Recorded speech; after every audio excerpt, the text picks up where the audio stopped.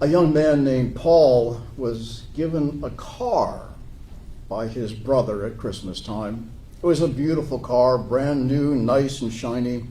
And on Christmas Eve, when Paul left his office to go home, he noticed a young neighborhood boy was walking around this shiny new car, admiring it. And the boy asked him, "Is that your car, mister?" And Paul nodded and said, "Yes, my brother gave it to me for Christmas." The boy was astounded. He said, "You mean your brother gave it to you and it didn't cost you nothing? Boy, I wish." And then he hesitated. And of course, Paul knew what he was going to wish for. He was going to wish that he had a brother like that. But what the child said jarred Paul all the way down to his heels. The boy went on and said, "I wish I could be a brother like that."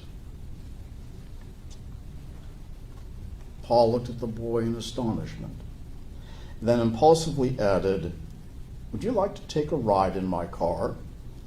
And he said, "Oh yes, I'd love that." And after a short ride, the boy turned and with his eyes all bright said, "Mister, would you mind driving in front of my house?"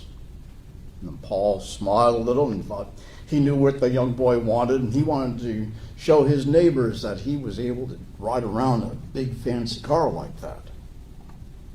But Paul was wrong again. The boy asked, "Will you stop right here where those 2 steps are?" He did, and the little boy got out and ran up the steps. And in a little while, Paul heard him coming back, but he wasn't coming fast. Turns out he was carrying his handicapped brother. He set him down on the bottom step and then sort of squeezed up against him and pointed to the car, and he said, "There he is, buddy, just like I told you upstairs. His brother gave it to him for Christmas, and it didn't cost him a cent. And someday, I'm going to give you one." You know, to be generous like that, to think of giving instead of getting. That little boy didn't want to have a generous, giving brother.